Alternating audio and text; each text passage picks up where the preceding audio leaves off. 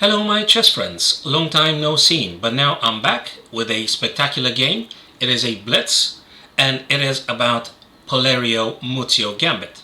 Now the two protagonists are, as you can read on the screen right now, Hikaru Nakamura with white versus Dmitry Andreikin. So these are very two top elite chess players, and Nakamura employed against Dmitry Andreikin the King's Gambit. So if you needed one more proof that actually it may, it's totally to be considered in blitzes and bullets especially, just do the homework, learn the first 10 moves and their variations, and you might bank in a quick victory. So let's have a look together, guys, at this game that they played. So e4, e5, okay, f4, there you go, King's Gambit. Takes, so that would be considered the main refutation. Knight f3, of course you could have played knight c3, you could have played bishop c4, there is also a line. g5, main refutation, bishop c4, and g4. So now I'm recording, sweetie, that's fine. You could take it if you want to. So g4 now, attacking the knight. You might be saying that actually the wisest choice would be here to play knight on e5, okay, because you just don't want to give the piece. But in the Muzio Gambit, you're actually going to give up a whole piece, and you are going to castle the king. Now you say, well, okay, but what's the compensation for this? The compensation is pieces activity. So King's Gambit, particularly the Muzio Gambit, relies extensively on the pieces activity. That's it. And frankly, guys, in chess, what matters absolutely is how active your pieces are. If you keep your pieces on the back rank and they do nothing, it practically won't matter you have them because they do not exist. So in order for that potential to be concrete, you need to activate, elaborate, and get the pieces out. So yeah, one piece down for white, but bishop is active. Look at this. We got a queen, we got a rook, and they attack ferociously on the F column. So that's what matters. Black didn't get anything out. They will start getting it out now.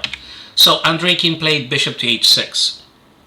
Normally, what's being played here is queen f6 in most of the cases. That's the first line of choice. The engine favors queen to f6. You could play queen to e7, but queen f6 is the main choice here. Now Andreikin went for bishop to f4. Obviously, black wants to protect that pawn on f4. d4 now. What does white have? Well, you got those squares right in the middle. Center is yours completely. Attacking on f7. Look at all those arrows. And now the bishop on c1 eyes the f4 black pawn. So you're going to take that pawn. Now obviously, black wants to actually facilitate as many tradings as possible, because from black's perspective, if they manage to get the pieces out, trade them off, they're going to keep on the board the extra piece they've captured. So philosophy for white would be play as actively and aggressively as possible to checkmate the black king. You've given a piece. You need to play actively. For black, try to protect the f4 pawn, trade off the pieces, and come up with the extra piece, and you should be winning, theoretically. Okay, knight c3, another incredibly active move, because knight to c3 wants to, for instance, playing on d5, and then looks at fork on c7 and recapturing back with f4. There's absolutely nothing wrong with this. On the contrary, it's perfect. Knight to c6, eyeing the d4, right? Sort of like mirroring. The problem is the black king is more exposed than the white king. So that will be now the bane of the black people with black pieces here. It's the central position of the black king, and it's not that fortunate, whereas the white king is more safer. Now knight plays incredibly active again. Knight on d5. If the black knight, if you're wondering what happens if the black knight plays on d4, there is a very interesting line here with queen to c3, attacking the knight, okay, protecting the c2. Obviously the knight can't jump on e2 because the bishop simply is going to capture. So queen c3, and if bishop to g7, actually let me just do that. So queen c3, and if bishop to g7 here, sorry, what was that?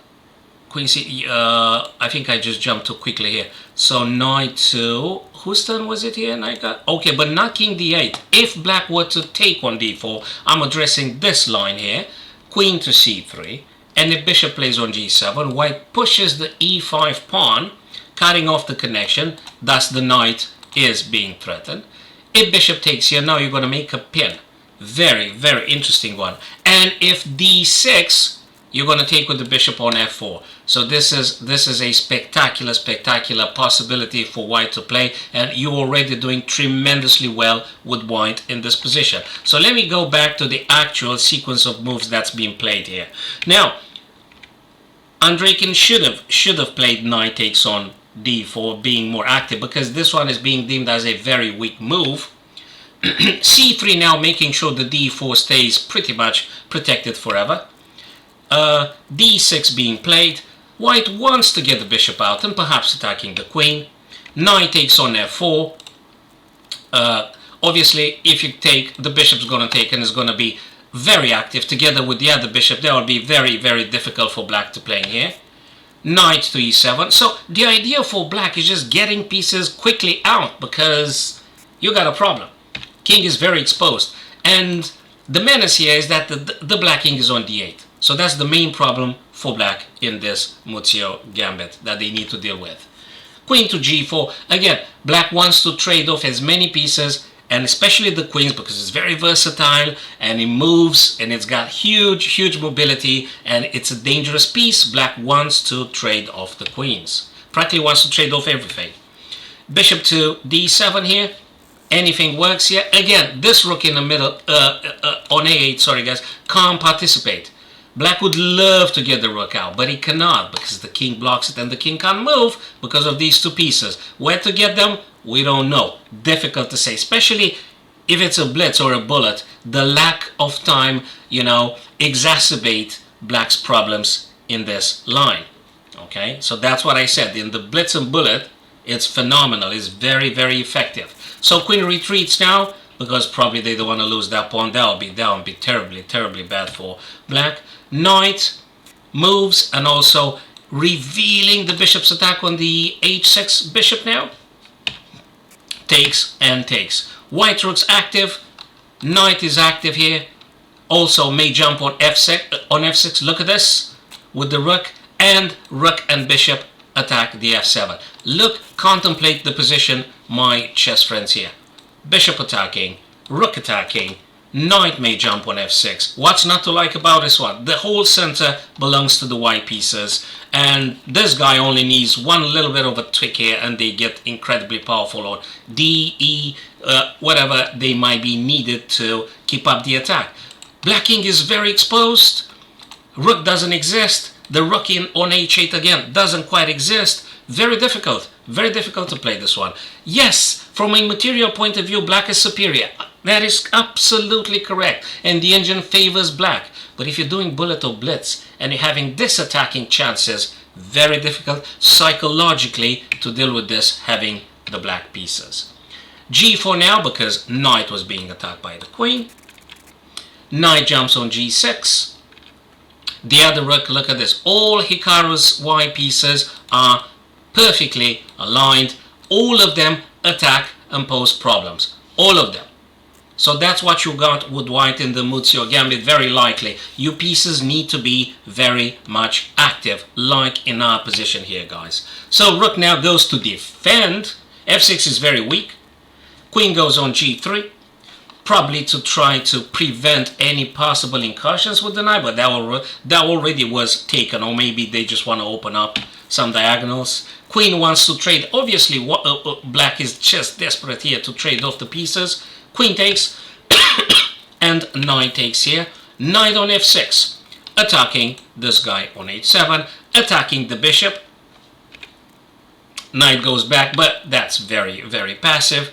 Takes the pawn. I know the h3 is hanging apparently, but knight goes back on g5, protecting the pawn. And again, the critical square in many King's Gambit games is the f7, which is constantly, relentlessly attacked by bishop, by knight, by rook. In our position here, very difficult for black here to sustain any form of defense. And now the computer gives a crushing evaluation here. We've got a plus 125 for white at this stage, my chess friends. And look how defensive black needs to play. I mean, they can't allow that f7 fork. It's devastating. Bishop takes again. If bishop were to take, knight takes, and goodbye. More material being lost. So now Nakamura managed to create a scenario here in which he is materially compensating, and pieces activity is very much increased here. So it looks fabulous. The bishop is on this diagonal is absolutely vicious and incredibly difficult to deal with, having blacks here. Bishop goes on f7, wants to attack on g6. So this knight on the rim has to spend another tempo to getting in the game. We don't know how that is going to happen. Knight tries to attack this bishop here, which is currently defended by 2 pieces. Shouldn't be a problem. Knight takes, the other pawn takes, king takes, and we've got a check here. Obviously, we can't block with the bishop because, you know, we've got just 3 pieces attacking that e6 square. King goes right in the middle. I mean, a very unfortunate position for the king to be. You don't want to have your king in the center. So that must have been very, very painful for Andreikin to be having this position. It's incredibly painful to play with this. So that could be generated, my chess friends, by playing the Muzio Gambit. It's totally fabulous. Very exciting to play this King's Gambit. Obviously, they just want to trade, but look at the pawns. White is having 2 free pawns on the king side. So these guys have queen written all over them. Not mentioning the extra pawn in the center. So now practically at this stage, now Hikaru can just trade things off, and these guys provide more than enough compensation for the so-called minor piece that black is having at the second now. Pawn attacks the knight. Not too many available squares. Another devastating check here happening. Check again. And another check on f4, and the black king just, I mean, it's incredibly painful here. Must have been for Andreikin to play this. I mean, black king shouldn't be there. And runs on d2, takes, and you may wonder what happens if this guy were to be taken here. Well, we've got a knight, and also this guy is hanging, and there is also a pin that might happen at any moment here. Takes, moves the pawn forwards because they want to be queened, and king goes to protect the pawn, and now we've got a fork, and black resigns here because the knight checks the king and attacks the bishop. Yes, of course, they could block with the rook. They could block with the rook here, but rook takes, king takes, and frankly the bishop is unable to be stopping those 2 pawns, supported also by the knight and by the king. So yes, that was a blitz game. Of course, there were quite a lot of inaccuracies, but in the Muzio Gambit, if white plays actively and aggressively, my chess friends, you're having your big chances to win very quickly. All right, so keep this in mind. Deepen a bit the variations here and apply it in your blitzes and bullets, and drop me a few comments telling me how did it work for you. Okay, so thanks for witnessing this, guys, and I'll see you soon with more chess videos.